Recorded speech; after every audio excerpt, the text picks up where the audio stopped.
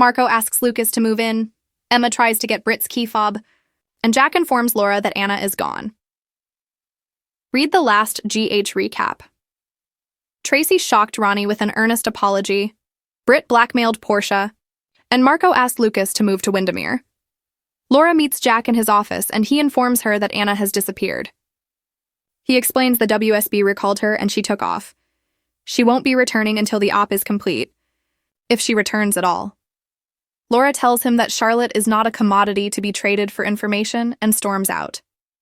At Bobby's, Charlotte and Emma talk about how to get into Dalton's lab. They spot Britt and guess they can swipe a key fob from her, get updates on the latest posts and more from soapspoilers.com, straight to your inbox.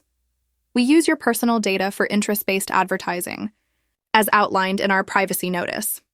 As Emma runs over to distract Britt, Lulu shows up to tell her daughter that Jack is trying to have Valentin move to the States. Lulu is happy this makes her happy, but she's also worried she'll admit that she would have done anything to see her father. Charlotte is sure her father wouldn't let her visit him if it was putting her in danger. Her mom worries that the WSB won't protect her after Valentin ceases to be useful to them. Meanwhile, Britt is baffled by Emma making a peace offering. Emma apologizes for being out of line earlier, and she's looking forward to working with her. Britt says they won't be working together, and Emma will be nowhere near the lab. Britt is distracted by a call, and Emma tries to grab her key fob, thanking her for the peace offering. Britt takes off. Laura shows up and asks Emma if she's heard from Anna. Emma says she left town for work. Laura notices Lulu and Charlotte and asks to hang out. Charlotte has plans and walks off as Laura sits with Lulu. They discuss how dangerous Jack is. Anna is gone, and Boyle could use that against her in the election. Charlotte joins Emma at her table. She complains about failing to get the key fob again. They need to get into the lab tonight. Security will be concentrating on the auditorium because of the debate. Charlotte tells her to leave this to her at Ava's. Lucas is startled when Marco shows up and asks him to move in. Lucas would like to discuss this, but not in front of Joss. Joss leaves them alone. Lucas tells Marco he has great timing since Ava just asked him to move out. He adds that he can't move in with him right now. It feels too fast and too much like things with Brad. Marco reminds him he's not Brad. He wants him to live at Wyndemere.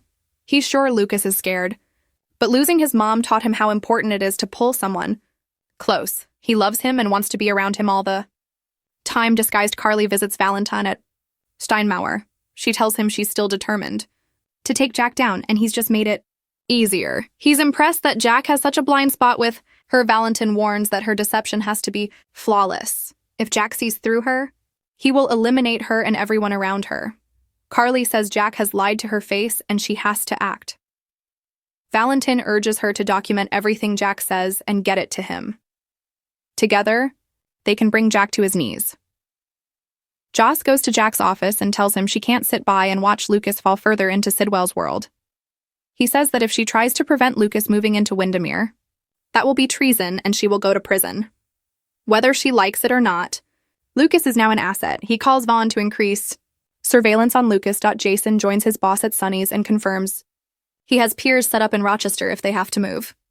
He reminds Sunny that getting rid of Sidwell would be cheaper. They contemplate what will happen if Laura is defeated in the election. Jason thinks now is the time to take a shot. His boss tells him that Turner has his eye on him and bringing them down would score her the DA's job.